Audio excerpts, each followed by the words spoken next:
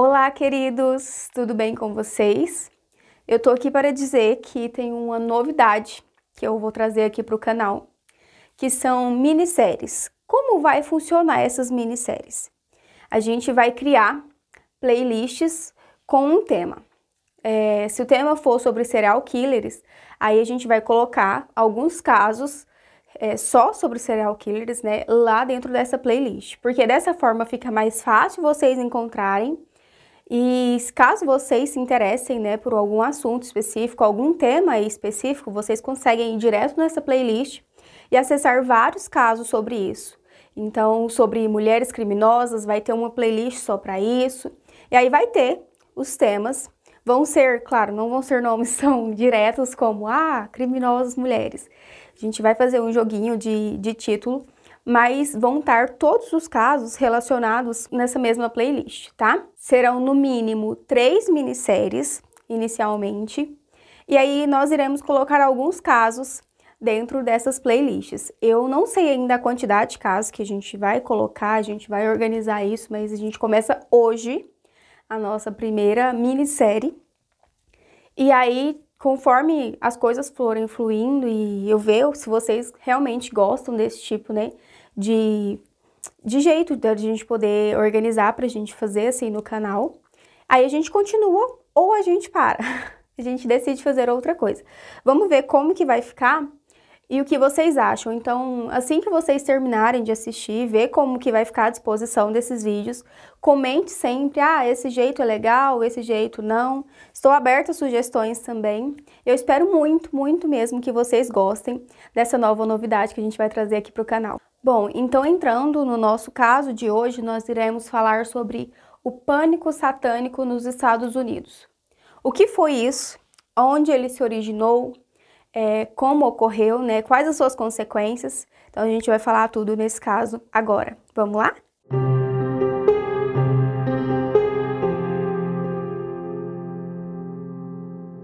O pânico satânico tem as suas raízes originárias lá nos Estados Unidos, que foi onde tudo começou. E começou no final de 1970 ao começo de 1980. Na época em que surgiu o pânico satânico, os Estados Unidos estavam passando por grandes transformações e muitas mudanças.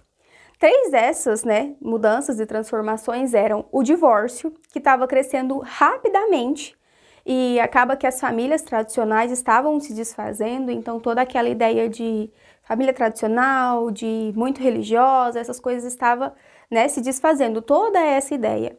E também outra coisa que estava trazendo muita mudança para os Estados Unidos era as mulheres estarem entrando no mercado de trabalho naquela época. Então tinham muitas mulheres que estavam entrando no mercado de trabalho justamente na época em que o pânico satânico ele, se iniciou. Também teve a questão da economia, que já não estava muito legal, e também a violência urbana acabou aumentando muito nessa época. Então, assim, tinham grandes mudanças acontecendo nessa época, juntamente com o início do pânico satânico lá nos Estados Unidos. E claro, como toda mudança, essas mudanças trouxeram inseguranças para as pessoas mais conservadoras, para as famílias que ainda eram muito religiosas, e eles começaram a se perguntar quem está cuidando de nossas crianças, Qual é o caráter dessa pessoa, ou também como será agora essa nova geração? Porque acaba que com todas essas mudanças, a nova geração que estava vindo refletia isso. Então, eles pegavam isso como exemplo. E como seria? Então, acaba que as famílias mais conservadoras nessa época ficaram um pouco mais alertas e com um pouco mais de medo também. E nesse contexto, de inseguranças, medos, de ansiedade, foi publicado o livro Michelle Remembers, que foi escrito pela Michelle Smith e pelo seu psiquiatra Lawrence. E neste livro, a Michelle detalhava sobre sessões de terapia na qual ela estava sob hipnose. E aí ela acaba tendo algumas lembranças da infância sobre algumas coisas um pouco ocultistas, assim, com algumas coisas, um tom mais sombrio, como o sequestro de membros por um culto satânico, sacrifícios também à adoração como um ritual, e muitas memórias nesse sentido. E tudo isso quando ela estava sob hipnose. Tinha também rituais bizarros, que o sacrifício era com humanos, que era justamente para adoração e culto a Satanás, então envolvendo todo esse ocultismo, misticismo, essas coisas assim. O livro da Michelle foi promovido como um relato verdadeiro, só que nunca teve provas, né, concretas sobre isso, se realmente foi, né, um relato verdadeiro, mas ele foi promovido. E na época o livro, né, bombou, teve muitas e muitas vendas e ele acabou servindo como referência para policiais, promotores, líderes religiosos, sim, literalmente para todo mundo. Então todas as pessoas, né, que conheciam sobre o livro da Michelle, conheciam sobre o que ele dizia, pegou esse livro como referência e eles seguiam basicamente essas regras, né, vamos dizer assim. Então, até as autoridades tinham esse livro como referência. E ao mesmo tempo, a cultura pop reforçava esses medos. Justamente, né, com dois dos filmes que eu acho que mais ou menos a maioria das pessoas conhecem, que é O Exorcista e também O Bebê de Rosemary. Então, assim, as pessoas ficavam em choque com isso. Tinha também as bandas de rock, metal e todas essas bandas, né? E tinha também a questão, né, das vestimentas, essas coisas assim, que as pessoas colocavam isso muito em peso também naquela época. Existia também jogos de RPG, e assim, todas essas coisas para aquelas pessoas, né, naquela época, era tipo assim, meu Deus, é um escândalo, realmente faz parte de um ritual satânico, né, essas pessoas estão envolvidas com alguma coisa oculta, alguma coisa, né, obscura, mas, né, era apenas as pessoas do pop. Então, assim, acaba que naquela época, né, as pessoas não tinham um entendimento ou a cabeça tão aberta como hoje em dia. Então, a gente consegue entender o medo e a insegurança daquelas pessoas e que isso era algo novo para elas. Mas acaba que, né, essas coisas começaram a bater de frente uma com a outra. E em 1983, o medo cresceu ainda mais com o caso de McMarty Preschool, em Manhattan Beach, Califórnia. E tudo começou de uma maneira muito simples. Uma mãe, que mais tarde foi diagnosticada com problemas psiquiátricos graves, acusou um professor de uma creche de abusar, né, do seu filho. E apesar da polícia ter somente, né, essa denúncia, essa acusação infundada da mãe, porque não tinha prova alguma sobre isso, eles tomaram um rumo muito errático. Eles acabaram, né, trazendo muito drama para essa investigação e tomando decisões, né, muito ruins. Eles mandaram mais de 200 cartas, né, para as famílias das crianças, né, que estudavam naquela creche, pedindo para que os pais interrogassem os seus próprios filhos, para saber se eles às vezes, né, contavam alguma coisa, se eles revelavam alguma coisa que realmente acontecia ali dentro daquela creche. Então, eles enviam essas 200 cartas. E claro, nós estamos falando de creche, então as crianças elas eram muito pequenas e elas acabaram passando várias e várias vezes por entrevistas com psicólogos e também por investigadores. Elas acabaram passando muitas vezes, né, pelas entrevistas e acabaram sendo induzidas a lembrar de coisas que eram até muito bizarras. E lembrando que, assim, elas foram conduzidas nessas entrevistas sem nenhum preparo, sem nenhuma técnica adequada para que essas entrevistas pudessem acontecer. Elas se lembravam de túneis secretos sobre a escola, se lembravam também de rituais satânicos com animais mortos, lembravam-se também de professores que voavam ou então que se transformavam em bruxas e também celebrações com sacrifícios de bebê. Certo, mas não havia nenhuma prova física sobre esses relatos dessas crianças. Não tinha sangue, não tinha corpo, não tinha absolutamente nada que comprovasse, né, isso. Não tinha também nem túneis, né, ninguém achou túnel também na creche, na escola. Então, assim, não tinha nada que realmente comprovasse, né, essas afirmações dessas crianças. Mas, claro, após tantas crianças falarem a mesma coisa ou coisas parecidas, a sociedade, né, já estava, tipo, em pânico. Claro que isso é real, né? Essas crianças falaram, muitas crianças falaram e o dano já estava feito. 7 pessoas elas foram formalmente acusadas e esse caso, né, essa acusação, ele se arrastou por 7 anos e custou aproximadamente 15 milhões de dólares, que naquela época foi o julgamento, né, mais caro dos Estados Unidos. Mas mesmo após anos de processo, nenhuma condenação foi obtida. Mas claro, o caso do McMartin não foi isolado. No condado de Kerr, vários adultos foram também presos, né, sobre acusações semelhantes ao caso da creche. Em Minnesota, uma cidade que era pequena e tranquila, professores foram acusados de levitar e também de participar de rituais de canibalismo. Já em Massachusetts, as crianças acusavam os seus professores de obrigarem, né, elas a participarem de festas secretas demoníacas. E claro, a imprensa não fica de fora, né, dessas notícias. E ela, como sempre sensacionalista, publicava em jornais, falava em rádios, em programas de TV e ela espalhava ainda mais, né, essas notícias em um grau mais elevado, espalhando também o pânico e o medo entre as pessoas. Então as pessoas meio que já esperavam sempre por uma notícia como essa. E é aí que começa o pânico satânico, porque as pessoas, elas começam a ter muito medo dessas coisas e elas começam a entrar em pânico, a entrar em histeria com essas coisas, porque elas pensavam, então agora, em todo lugar, né, vai ter um culto, vai ter algum ritual, tipo, Satanás está ali à espreita em qualquer lugar, com seus integrantes, então as pessoas ficaram com muito medo naquela época. E acaba que a imprensa ajudou bastante, porque ela pegava também esses casos, como os que eu já comentei para vocês, e ela simplesmente noticiava isso como coisas reais. Então, elas não colocavam, tipo assim, acredita-se, ou pode ser que isso tenha acontecido. Não, isso realmente, de fato, aconteceu. Então, eram muitas notícias desse tipo, e acaba que, né, as pessoas ficavam muito em alerta quanto a isso, e muito insegura também, né? E, claro, os adultos esperavam por uma resposta, e acaba que as crianças eram pressionadas a darem essa resposta.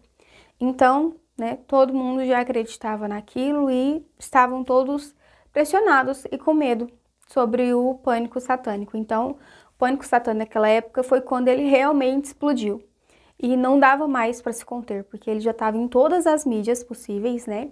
E também na boca de todo mundo. Ao final dos anos 1980 e no começo dos anos 1990, aproximadamente 10 anos depois, quando tudo começou, as bases, né, para o pânico satânico começou a desmoronar. Depois de investigações, né, eles começaram a pesquisar mais sobre esses casos, se aprofundarem mais nesses casos. Então, o que as pessoas acreditavam que era um real começou a desmoronar, porque acabam que tinha as investigações e não era exatamente aquilo. E claro, no auge da histeria, né, de todos com aquele pânico total, eles quase não se questionavam sobre a investigação, porque eles estavam, né, em um modo muito alarmante naquela época, então eles não se perguntavam muito sobre isso. Mas alguns psicólogos começaram a se questionar sobre as investigações, sobre esses testemunhos, né, dessas crianças, quais foram os métodos usados, né, se tinha alguma técnica usada também para que houvesse, né, essa confissão por parte dessas crianças. E acaba que as memórias recuperadas, né, assim como eles chamavam, por hipnose ou então também por uma pressão psicológica feita pelas pessoas que estavam entrevistando as crianças, mostraram que trazer à memória dessas crianças abusos ou traumas, né, não era a melhor forma de conseguir a verdade. E se mostrou também depois muito problemático, não só, né, para as pessoas que viveram essa histeria, mas também para as crianças. E claro, essas técnicas elas podiam implantar, né, nessas crianças falsas memórias, falsas lembranças. Então acaba que às vezes elas realmente não tinham passado por isso. E além disso também muitos depoimentos dessas crianças foram induzidos. No caso, o entrevistador perguntava para essas crianças algumas perguntas já, né, chaves para isso, induzindo para que essas crianças lembrassem sobre algo que tinha acontecido, mas que na verdade só estava relacionado àquele meio cultural naquela época, então não tinha fundamento nenhum. Então muitos depoimentos foram invalidados depois, né, justamente por isso, por não ter base alguma. Depois que surgiram esses questionamentos, a ideia, né, que apoiava que existia cultos satânicos secretos começou a desaparecer. E em 1990, o caso McMartin, né, da creche, ele foi oficialmente encerrado e não teve nenhuma acusação. O sistema judiciário começou a reconhecer que muitas das pessoas que foram processadas injustamente. Elas não tinham nada a ver com essas histórias contadas e foram acusadas de uma forma errática. Eles acabaram, né, depois absolvendo essas pessoas, porque até algumas delas também foram presas. E essas pessoas, mais tarde, algumas dessas pessoas, elas acabaram processando o Estado por danos, né? E também pelos anos que elas acabaram passando ali presas. E falando novamente sobre, né, as mídias, né?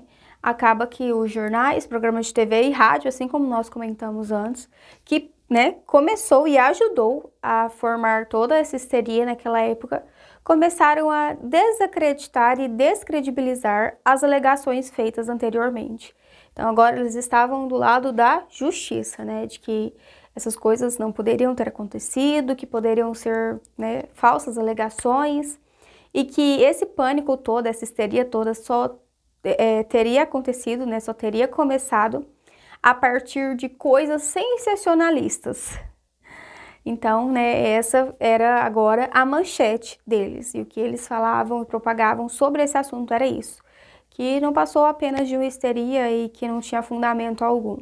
E em 1992, o FBI fez uma investigação detalhada sobre possível, né, ou uma, né, alegação de que as pessoas faziam de que havia um culto satânico secreto. Eles concluíram que não havia nenhuma evidência de uma organização nacional de cultos satânicos que praticava, né, os abusos. E foi aí que a ideia de um pânico satânico foi desacreditada.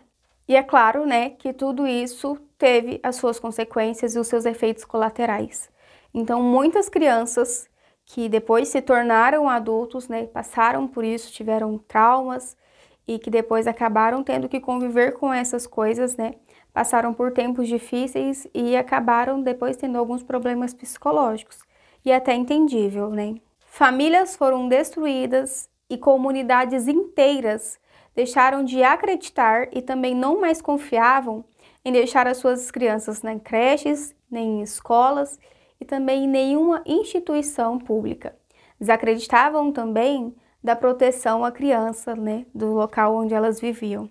Muitos dos acusados naquela época foram indenizados depois, mas é claro, a sociedade e as pessoas, todo mundo ficou muito abalado. E essas pessoas que foram acusadas também tiveram, né, a sua reputação manchada. E o legado do pânico satânico persiste até os dias de hoje, com teorias da conspiração modernas, as quais elas englobam ameaças invisíveis, culpados sem provas e também o medo pela grande desinformação. Embora o pânico de cultos tenha, né, diminuído, ele ainda deixou alguns rastros, alguns traumas e ainda também deixou desconfianças. Esse caso faz a gente parar e pensar como as coisas poderiam ser diferentes, mas o que também um medo coletivo e uma histeria em grande proporção pode fazer. Então que, né, nós pensemos sobre esse caso, eu deixo aqui esse caso hoje para vocês, com esse pensamento, como as coisas podem ser diferentes e como o medo muda e também, né, é um combustível para as pessoas, seja de uma forma boa ou de uma forma ruim. E claro, na maior parte desses medos coletivos, dessas histerias, né, de grande proporção, elas sempre vão para o lado ruim, porque eles não querem saber como, nem onde e nem quem. Eles apenas querem respostas para os seus medos e inseguranças.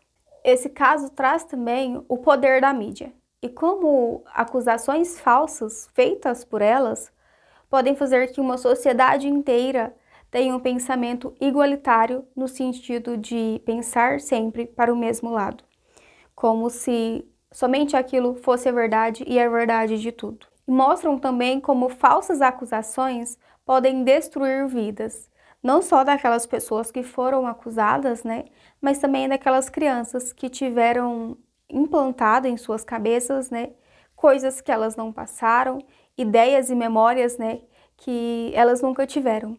Então fica aqui um alerta também, né, sobre as consequências que isso pode trazer. Me conta aqui o que você achou sobre esse caso, deixa aqui nos comentários. Mesmo não sendo um caso tão atual, isso também não é tão antigo assim, de 1990, 1980, eu acho que ele ainda se encaixa, né, perfeitamente na nossa época, agora atual que a gente vive. Sobre medos, histeria, eu acho que acontece com menos frequência, as pessoas, né, têm a mente muito mais aberta do que naquela época. Mas eu acho que ainda tem casos isolados sobre isso e que talvez tenha também pressão, de um certo modo, às vezes para algumas confissões ou outras. Eu acho que se encaixa muito bem na nossa época agora. Eu peço que vocês deixem, né, o like e não esquece de se inscrever aqui no canal para você ver mais conteúdos como esse. Eu vejo vocês na semana que vem.